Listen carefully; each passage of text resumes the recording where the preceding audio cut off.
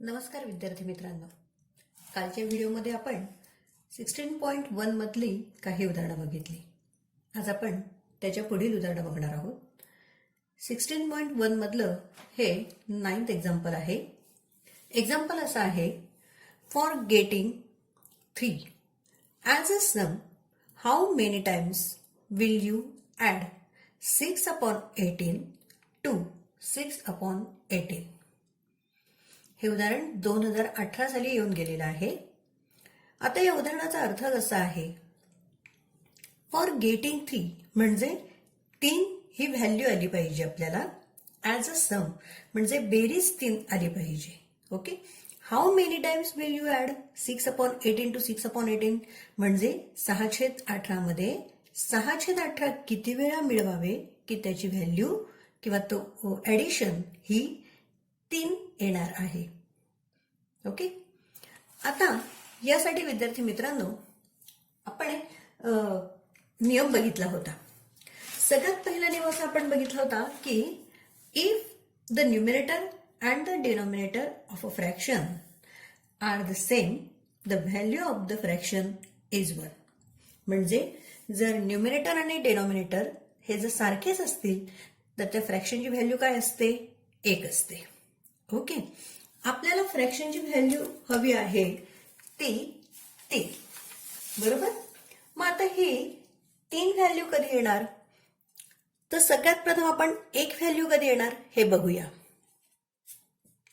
6/18 मध्ये परत आपण 6/18 ऍड केलेत आणि परत आपण जर 6/18 ऍड केलेत तर बघा या ठिकाणी आपण आपल्या नियमाप्रमाणे 6 + 6 + 6/18 बरोबर.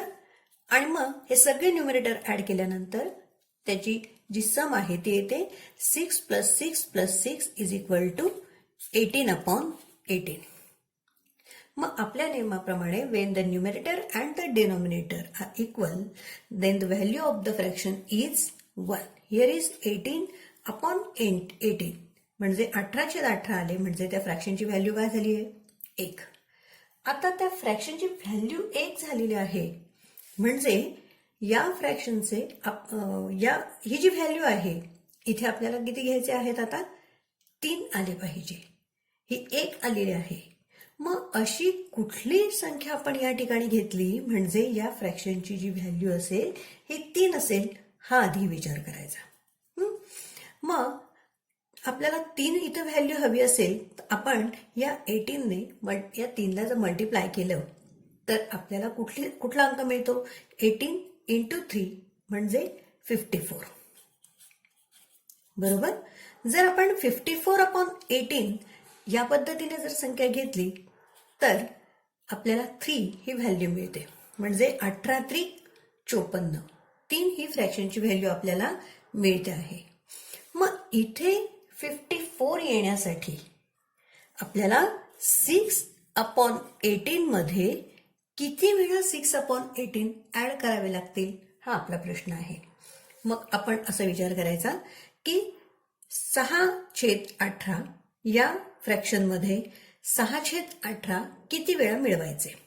आता डेनॉमिनेटर आपल्याला माहिती आहे तो आपण ॲज इट इज ठेवणार आहोत 18 म्हणजे राहिला प्रश्न न्यूमरेटरचा. या 6 मध्ये किती वेळा 6 ते ऍड करत गेलेत म्हणजे आपल्याला 54 मिळतात. तर 6 9 54 हे आपल्याला माहित आहे की 6 × 9 जर आपण घेतले तर किती येत आहेत, 54 ही व्हॅल्यू त्या ठिकाणी येते आहे.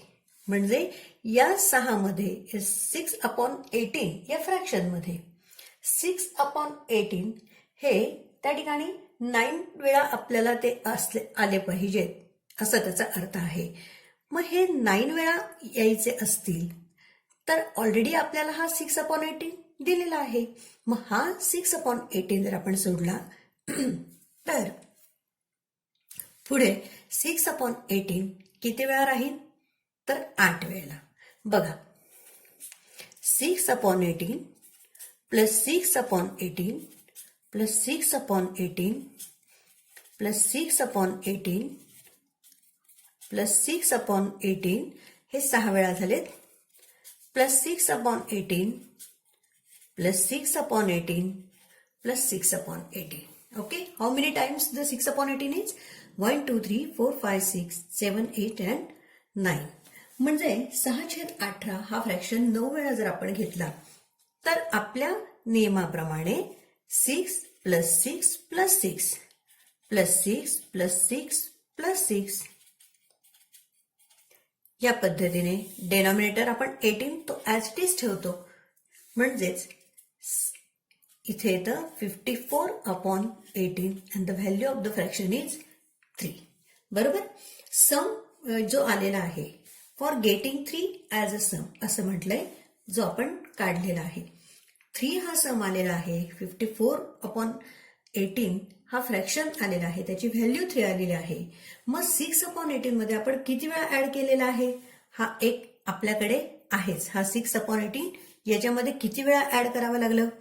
1, 2, 3, 4, 5, 6, 7 आणि 8. म्हणजे 6/18 मध्ये अजून 8 टाइम्स 6/18 जर आपण ऍड केला तर व्हॅल्यू येते 54/18 and the value of the fraction is 3. बरोबर. म्हणजेच या ठिकाणी आपल्याला जे उत्तर आहे ऑप्शन्स दिलेले आहेत की 9 times, 18 times, 8 times and 12 times. The correct answer is 8 times. 6/18 मध्ये 6/18 8 टाइम्स अजून ऍड केला की आपल्याला 3 हे आन्सर येत आहे. So correct alternative is third alternative 8 times. Okay. त्यानंतर आता 10वं उदाहरण आहे बघा. 1/3 part of a number is 33. Find the number. आता आपण जे नियम बघितले त्या नियममध्ये एक बघितली गोष्ट की multiple of a fraction to a correction अशा पद्धतीचं आपण एक उदाहरण बघितलं होतं की 1/4 ऑफ 20 पेन्सिल्स हे उदाहरण पाहिलं होतं. त्या पद्धतीचं हे उदाहरण आहे की 1/3 पार्ट. 1/3 पार्ट म्हणजे काय? तर 1/3 ऑफ अ नंबर. आपल्याला नंबर माहित आहे का नाही, म्हणून आपण तो नंबर एक्स मानूया. ओके.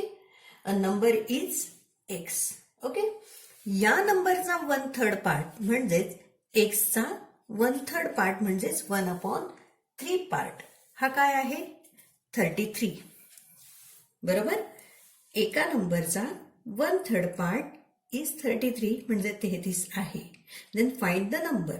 जो नंबर आपल्याला माहित नाही तो आपण काय मानलेला आहे? एक्स. एक्सचा 1/3 पार्ट इज इक्वल टू 33. बरोबर. मग आपल्याला एक्स ची किंमत काढायची आहे. एक्स इज इक्वल टू या दोघांचा आपण गुणाकार करणार 3 into 33. X is equal to 99. Okay. म्हणून आपल्याला एक्स ची किंमत मिळाली. आपण एक्स बद्दल काय, एक्स म्हणजे ती संख्या मानलेली आहे. म्हणजेच अ नंबर इज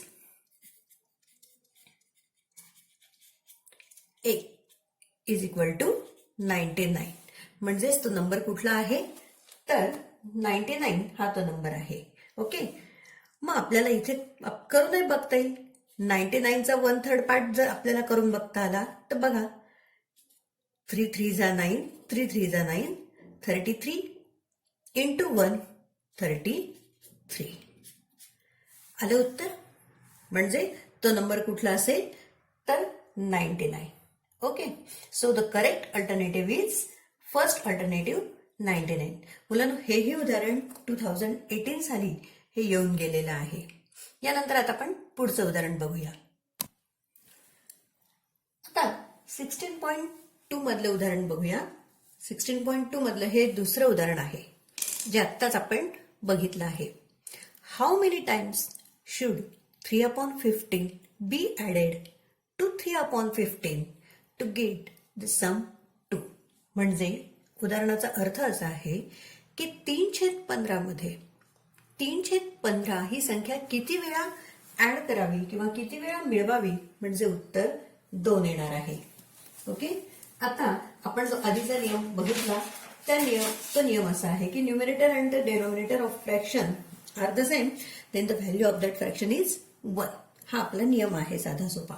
म्हणजेच आपल्याला इथे जर 1 व्हॅल्यू व्हायची असेल तर साधी गोष्ट आहे, आपल्याला इथे 15/15 हीच त्या ठिकाणी घ्यावे लागणार आहेत. मग 3/15 यामध्ये आपण किती वेळा ही संख्या ऍड करणार, म्हणजे 15 येईपर्यंत आपण हे 3 ऍड करत जाणार.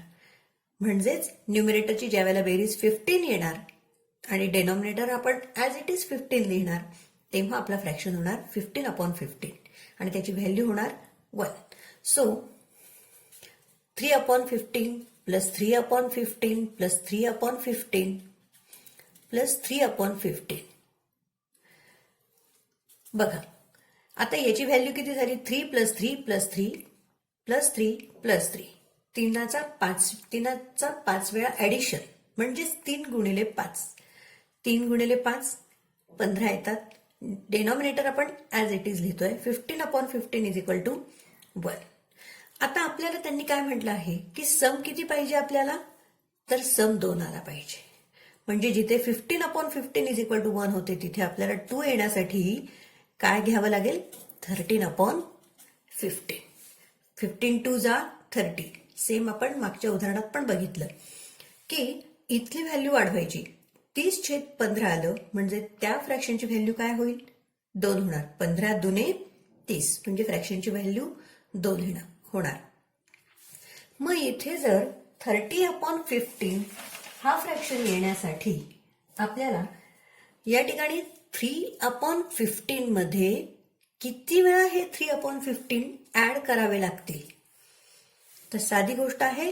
आपण किती वेळा इथे जर ज्या वेळेला 5 वेळा आपण ऍड करतोय तर 3×5 15 होतात, बरोबर. मग आपल्याला जर 30 हवे असतील तर आपल्याला 3मध्ये 3 हे किती वेळा मिळवावे लागतील, तर 10 वेळा. 3 10 30, बरोबर. 10 टाइम्स आपल्याला ते मिळवावे लागतील, बरोबर. मग 10 टाइम्स मिळवावे लागतील. But here is 3/15 is already given, बरोबर आहे. आपल्याला 3/15 हा ऑलरेडी दिलेला आहे. मग तो सोडून आपण इतर जे 3/15 आहे ते किती वेळा ऍड करावे लागतील त्याच्यामध्ये, हा 1 दिला म्हणजे 9 टाइम्स. हा एक आपण मायनस केला.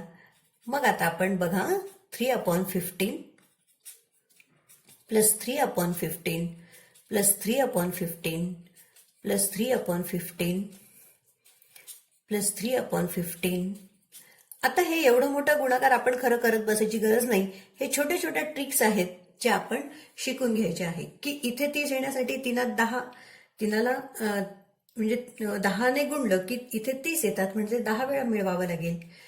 1 fraction is already given, so minus that 1 fraction. मग 10 मधनं तो एक फ्रॅक्शन वजा केला की 9 टाइम्स आपल्याला इथे वेगळे ते 3/15 मिळवावे लागतील. हाच प्रकार आपण आधीच्या उदाहरणामध्ये पण बघितलेला होता. मग आता आपण बरोबर येतंय का आपलं ते बघूया. 1 2 3 4 5 6 7 8 9. आपल्या 3/15 मध्ये हा आपला 3/15 आहे, त्याच्यामध्ये किती वेळा मिळवावे लागलेत, 1 2 3 4 5 6 7 8 9, बरोबर. आणि हा 10 झाल्यानंतर ते व्हॅल्यू किती होते, 30/15 आणि 30/15 इज इक्वल टू 2, बरोबर. म्हणजे 3/15 मध्ये 3/15 हा अंक अजून किती वेळा मिळवावा लागेल, तर 9 वेळा मिळवावं लागेल. Okay, so our answer is 9 times. त्यानंतर आपलं तिसरं उदाहरण आहे 1/4 of a number is 20, find the number, जे आपण आत्ताच सोडवलं आहे. आपल्याला तो नंबर माहित आहे का, we don't know about the number. So suppose the number is x. आपण तो नंबर काय मानायचा आहे, एक्स मानून घेऊया. ओके, 1/4 म्हणजे काय, 1/4. म्हणजेच एक्सचा 1/4 इज काय आहे, म्हणजे तो काय आहे, तर 20. एका संख्येचा 1/4 हा 20 आहे, तर तो नंबर सांगा. सपोज तो नंबर आपण एक्स मानला, x into 1/4 is equal to 20. So आता या ठिकाणी आपण मग त्या पद्धतीने केलं, आपल्याला x ची किंमत काढायची, तेव्हा या दोघांचा आपण काय करणार आहोत, गुणाकार करणार आहोत. 4 इंटू 20 किंवा 20 into 4, x is equal to 80. Right. तो x म्हणजे किंवा तो अंक म्हणजे काय आहे, 80 आहे. त्याचा 1/4 किती होतो, 80 चा 1/4 होतो 20. सो द नंबर इज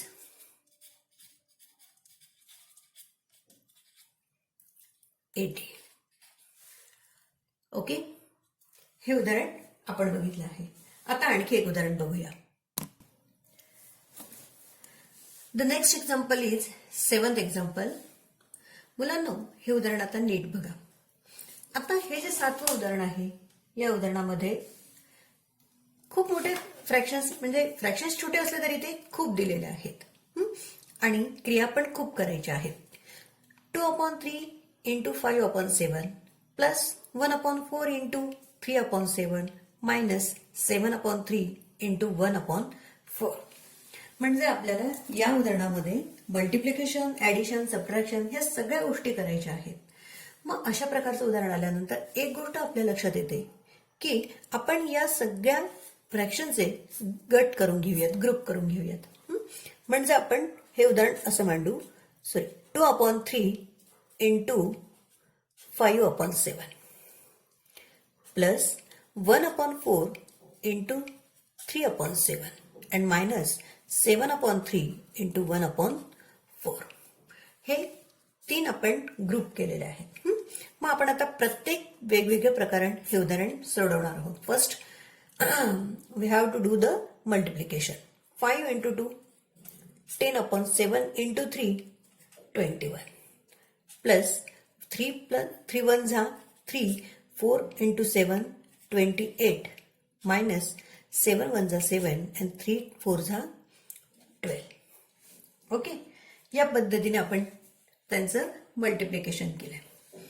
आता ऍडिशन आणि सबट्रॅक्शन या क्रिया करताना आपण जे नियम बघितले त्यामध्ये आपल्याला लाईक फ्रॅक्शन्स आपण बघितलं. When there is a like fraction we have to add the numerator, but when there is an unlike fraction we have to convert this fraction into like fractions. आता यांचे denominator जर आपण बघितले तर ते different आहेत. So आपल्याला त्यांचे डेनॉमिनेटर सारखे करावे लागतील. म्हणजेच या अनलाईक फ्रॅक्शन्सचं आपल्याला कन्व्हर्जन किंवा कन्व्हर्जन हे लाईक फ्रॅक्शन्स मध्ये करावं लागेल. ओके, अनलाईक फ्रॅक्शनचं लाईक फ्रॅक्शन करून घ्यायचं, म्हणजे त्यांचे डेनॉमिनेटर सारखे करायचे. आता त्यांचे डेनॉमिनेटर सारखे करताना आपल्या एक गोष्ट लक्षात येते की या संख्या मोठ्या आहेत. छोट्या असताना मी तुम्हाला सांगितलं होतं की एक संख्या त्यातली ही एखाद्याची मल्टिपल असते, डिवायझर असते. त्यावेळेला ती मल्टिपल मोठी संख्या जी असेल ती ऍज अ कॉमन मल्टिपल म्हणून आपण घेऊ शकतो. पण इथे अशी कुठलीच संख्या दिसत नाही. मग कॉमन मल्टिपल शोधण्यासाठी आपण एक छोटीशी युक्ती करणार की ज्यावेळेला आपले टेबल्स पार्ट असतील त्याच वेळेला आपल्याला ह्या सगळ्या गोष्टी पटकन जमतील.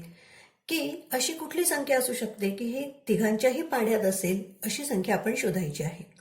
त्यावेळेला आपल्याला लक्षात येईल की 21, 28 आणि 12 या तिघांच्याही पाड्यात असणारी संख्या असेल ती म्हणजे 21ला आपण जर 4 ने गुणलं तर 21 चोक 84 येतात, 28 त्रिक 84 येतात आणि 12 गुणिले 7 असा गुणाकार केला तर 84 येतात. म्हणजे 84 ही जी संख्या आहे ती कॉमन मल्टिपल म्हणून आपण घेऊ शकतो, कारण ती संख्या या तिघांच्याही पाढ्यात येते. So common multiple is 84. Okay, मग आता कॉमन मल्टिपल आपण घेतलेलं आहे तेव्हा आपल्याला या सगळ्या उदाहरणांचं उदाहरण आपण व्यवस्थित लिहून घेणार आहोत. 10/21 plus 3/28 minus 7/12 common multiple is 84. Okay, मग आता 84 येण्यासाठी प्रत्येक फ्रॅक्शन हा त्याचा डेनॉमिनेटर आपल्याला 84 करायचा, तर आपण डेनॉमिनेटरच्या संख्येने गुणणार त्याच संख्येने न्यूमिनेटरलाही गुणायचं आहे.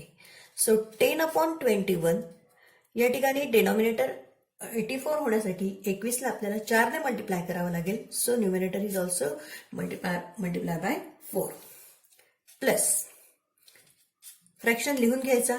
28ला आपल्याला 3 ने मल्टिप्लाय करावा लागेल, म्हणजे 84 हा कॉमन मल्टिपल येईल. मग जसं डेनॉमिनेटरला 3 ने गुणणार तसंच न्यूमिनेटरलाही 3 ने आपण गुणणार आहोत. Minus 7/12. 12 is multiplied by 7. Then we get the 84. So numerator is also multiplied by 7. या ठिकाणी आपण सगळ्यांचे जे छेद आहेत किंवा सगळ्यांचे डेनॉमिनेटर आहेत हे आपण सारखे करत आहोत. ओके, त्यासाठी आपण कॉमन मल्टिपल घेतला आणि डेनॉमिनेटरला कितीने गुणलं म्हणजे तो कॉमन मल्टिपल येईल हा विचार आपण केला आहे. आणि ज्या संख्येने आपण डेनॉमिनेटरला गुणणार त्याच संख्येने आपण न्यूमिरेटरलाही गुणणार आहोत. सो 10 4 जा 14 अपॉन 21 इंटू 4 84 प्लस 3 3 जा 9 अपॉन 84 अँड मायनस 7 7 जा 49 अपॉन 84. ओके, आता हे आपले लाईक फ्रॅक्शन्स झालेत because their denominators are same. So हे लाईक फ्रॅक्शन्स झाल्यानंतर आपण त्याची ऍडिशन सबट्रॅक्शन जे असेल ते करणार आहोत. बोर्डमास प्रमाणे ऍडिशन आधी आहे, सो आपण ऍडिशन आधी करणार आहोत. 40 plus 9 minus 49 upon 84. 40 plus 9 49 minus 49 upon 84. 49 minus 49 0 upon 84. आता यामध्ये असा नियम असतो की न्यूमिरेटर हा कधीही 0 नसतोच. त्यामुळे जर असा न्यूमिरेटर 0 आला तर त्या फ्रॅक्शनची व्हॅल्यू काय होते 0. So the answer is 0. इथे 0 अपॉन 84 हे असं कधीही पॉसिबल नसतं किंवा असं कधीही नसतं. तेव्हा अशा वेळेला त्या फ्रॅक्शनची व्हॅल्यू जी असते ती काय असते 0 ही त्या फ्रॅक्शनची व्हॅल्यू असते. त्यामुळे आपल्या या फ्रॅक्शनची व्हॅल्यू काय येईल तर 0 ही या फ्रॅक्शनची व्हॅल्यू येणार आहे. So the second alternative is the correct answer. Okay, next example. The next example is example 8. Pradnya has 5 dozen notebooks. She gave half of the notebooks to the Anushka and 1/5 times of the notebooks to Prajwal. How many notebooks remained with her? आता या उदाहरणामध्ये सर्वात प्रथम हा word problem आहे आणि आपण तो नीट आधी समजावून घ्यायचा आहे, मगच उदाहरण सोडवायला सुरुवात करायची. उदाहरणात काय म्हटलेलं आहे, Pragya has 5 dozen notebooks. Okay, म्हणजे प्रज्ञाकडे 5 डझन नोटबुक्स आहेत. She gave half of the notebooks to the Anushka. त्यातले अर्धे नोटबुक्स तिने अनुष्काला दिलेले आहेत. And 1/5 times of the notebooks to Prajwal. आणि 1/5 टाइम्स नोटबुक हे प्रज्वलला दिलेले आहे. So how many notebooks remain with her. मग आता तिच्याकडे किती नोटबुक राहिलेले आहेत. सर्वात प्रथम आपण पहिली गोष्ट लिहिणार आहोत, Pragya has 5 dozen notebooks. That means 5 dozen म्हणजे माहित आहे आपल्याला 5 into 12 is equal to 16 notebooks. प्रज्ञाकडे किती नोटबुक आहेत 16 notebooks. Okay, she gave half of the notebooks to the Anushka. So 16 minus आपल्याला माहित आहे 60च्या निम्मे किती होतात 30. त्यातले हाफ नोटबुक म्हणजे 60 मधले अर्धे. अर्धे म्हणजेच 30 नोटबुक्स तिने कोणाला दिले आहे 30 नोटबुक्स तिने अनुष्काला दिलेले आहे. राईट, म्हणजे she gave 30 notebooks to the Anushka.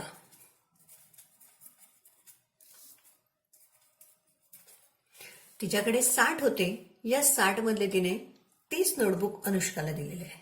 Right, आता next 1/5 times of the notebooks to Prajwal. आता यातले 1/5 टाइम्स ऑफ द नोटबुक्स म्हणजेच मल्टिपल ऑफ अ कलेक्शन. जे आता आपण उदाहरण बघितलं की आपल्याला एक कलेक्शन दिले असतं आणि त्या कलेक्शनचं आपल्याला मल्टिपल ऑफ फ्रॅक्शन्स हा दिलेला असतो, आपल्याला तो काढायचा असतो. म्हणजेच 60चे 1/5 टाइम्स आपल्याला काढायचे आहेत. मग 60चे 1/5 टाइम्स काढायचे म्हणजे आपण काय करणार तर 60 इंटू 1/5 1/5 म्हणजेच 1/5 टाइम्स, बरोबर. 60 या नोटबुकचे 1/5 किती होतात हे आपण काढणार आहोत. सो किती 5 वन जा 5 आणि 12 5 जा 16, 12 पंचे 60, 12 वन जा 12. 12 नोटबुक्स हे काय आहे? She give 1/5 times of the notebooks to Prajwal. हे 12 नोटबुक्स तिने कोणाला दिलेत? प्रज्वलला.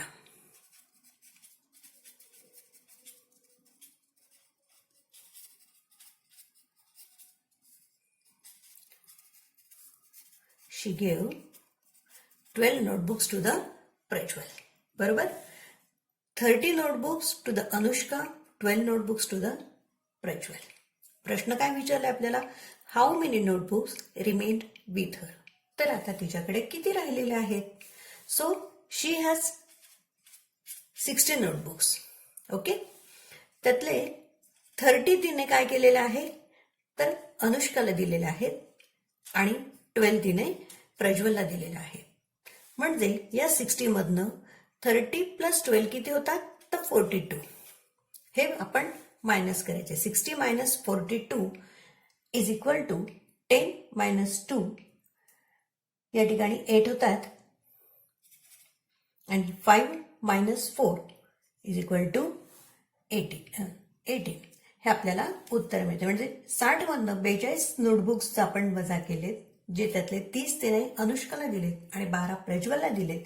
दोघां मिळून तिने 42 नोटबुक्स वाटलेत. 60 पैकी जर 42 नोटबुक्स गेले तर किती उरले तिच्याकडे? 18 नोटबुक्स. सो प्रश्न असा विचारला, तसं उत्तर द्यायचंय. How many notebooks remained with her? She has 18 notebooks remained with her. Okay, म्हणजे यामध्ये आपण काय केलेलं आहे? तर हाफ म्हटलं की 1/2 किंवा आपल्याला अर्धे माहीत आहेत. 60चे अर्धे आहेत 30, म्हणून ते 30 आपण बाजूला काढलेत. 1/5 टाइम्स म्हणजेच 60च्या 1/5 टाइम्स म्हणून आपण 60 इंटू 1/5 काढलेत, ते आले 12. 60चे 1/5 किती? तर 12. हे 30 आणि 12 दोघं मिळून 42 होतात.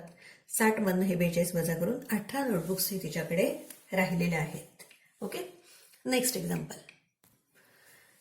9th example is 7/5 into 5/7 plus 1 is equal to what? Okay, आपण मल्टिप्लिकेशन प्रथम करून घेऊयात. 7/5 इंटू 5/7, बरोबर. 7 5 जा 35 आणि 7 5 जा 35. हे उदाहरण आपल्याला याही पद्धतीने करता येईल, किंवा 7/5 इंटू 5/7 म्हणजेच काय? हा 5 गेले, हे गेलेत, किती उरलेत? 1. याही पद्धतीने आपल्याला हे उदाहरण करता येईल. So 35/35, the value of this fraction is 1 because the numerator and the denominator are the same. Okay, या 1 मध्ये आपल्याला काय मिळवायचं आहे? परत एक 1 मिळवायचा आहे. So 1 plus 1 is equal to 2. The value of these fractions is 2. Okay. The next example, 10th example is, there are 60 trees. 1/3 trees are of mangoes, 1.5 trees are of coconut, and remaining are jackfruit trees. How many jackfruit trees are there? बघा, how many trees are there? 60 trees. Okay. 1/3 trees are mangoes. या 60 ट्रीजचे 1/3 trees हे मँगोचे आहेत. 1.5 trees are the coconut. अर्धे trees हे कोकोनटचे आहेत. And remaining R म्हणजे उरलेले हे जॅकफ्रूट आहेत. Then how many jackfruit trees are there? तर आपल्याला जॅकफ्रूट ट्रीज किती आहेत ते काढायचे आहेत. So total trees are 60. Okay, त्यातले आपण 1/3 मँगो ट्री काढून घेणार आहोत. 1/3 ऑफ 60 दॅट मीन्स 60चे 1/3 किती? 3 1 जा 3, 3 2 जा 6, 20 1 जा 20. So 20 trees are of mango. यातले 1/3 60चे 1/3 म्हणजेच 20 ट्रीज हे मँगोचे आहेत. Okay. 1.5 trees are of the coconut. So 60चे 1.5 किती होतील? 2 1 जा 2, 2 3 जा 6, 30 into 1 is equal to 30 trees are of coconut. त्यातले 30 ट्रीज हे कोकोनटचे आहेत अँड रिमेनिंग आर जॅकफ्रुट्स. मग आता रिमेनिंग म्हणजे उरलेले हे जॅकफ्रुट्सचे आहेत. मग आपल्याला एवढी गोष्ट माहित आहे की 60 total trees, among them 20 trees are of mango and 30 trees are of coconut. So 20 plus 30 total 50 trees आपल्याला माहिती आहेत की कशाचे आहेत. 60 ट्रीज पैकी 50 ट्रीज हे आपल्याला माहित आहे. मग उरलेले म्हणजेच जे काही बाकी ट्रीज आहेत ते जॅकफ्रुट्सचे आहेत. म्हणजेच 60 मधनं हे 50 ट्रीज जे आपल्याला माहित आहेत ते मायनस केले की किती उरले? 10 ट्रीज. हे 10 ट्रीज कशाचे आहेत? 10 trees are of jackfruit trees.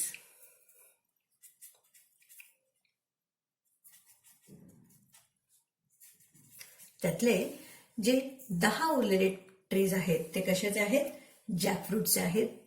म्हणजे 1/3 म्हणजे 20 trees are of mango, 30 trees are of coconut and remaining 10 trees are of jackfruit trees. Okay?